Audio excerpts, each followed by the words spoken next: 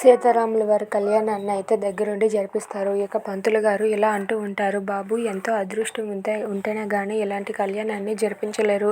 మీరు చాలా అదృష్టవంతులు. మీరు మీ అమ్మ నాన్నల దగ్గర ఆశీర్వాదం తీసుకోండి అని చెప్పి అంటూ ఉంటాడు. అది వినగానే బాలరాజు అయితే నాకంటూ ఎవరూ లేరండి అని చెప్పి అంటాడు. ఇక అక్కడ ఉన్న కావేరి కూడా మౌనంగా చూస్తూ ఉంటుంది. ఏంటి బాబు, ఈ అమ్మాయి లాగానే నీకు కూడా ఇంకా పెళ్లి కాలేదా అని చెప్పి అడుగుతూ ఉంటారు పంతులు గారు. అది విని కావేరి అలాగే బాలరాజు వాళ్ళు అలా చూస్తూ మౌనంగా ఉండిపోతారు.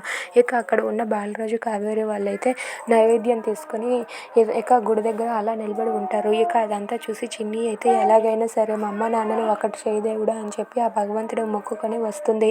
ఇంతలో అక్కడ ఉన్న పూలదండ అయితే గాలికి ఎగిరి ఆ కావేరి బాలరాజు చిన్ని వీళ్ళ ముగ్గురు మెడలో అయితే పడుతుంది. అది చూసి అక్కడ ఉన్న చిన్ని చాలా సంతోషిస్తుంది. ఇక గాలికి ఎగిరి ఆ పూలదండ వాళ్ళ మెడలో పడటంతో అక్కడ ఉన్న కావేరి అయితే ఒక్కసారిగా కంగారు పడుతూ ఉంటుంది. ఏంటిది, ఎందుకు ఇలా జరిగింది అని చెప్పి అనుకుంటుంది. ఇక అది చూసి చిన్ని అయితే చాలా సంతోషిస్తుంది. ఇక వాళ్ళ అమ్మ నాన్నల్ని ఆ దేవుడు కలిపాడని చెప్పి చిన్ని అయితే చాలా హ్యాపీగా ఫీల్ అవుతుంది.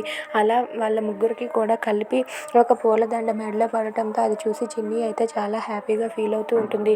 ఇక ఇదంతా చూసి అక్కడ ఉన్న బాలరాజు కూడా సంతోషిస్తాడు. ఇక కావేరి అయితే కంగారు పడుతూ ఉంటుంది. ఇప్పుడు ఎవరైనా చూసారంటే ఏమనుకుంటారో ఏంటో అని చెప్పి తనైతే కంగారు పడుతూ ఉంటుంది.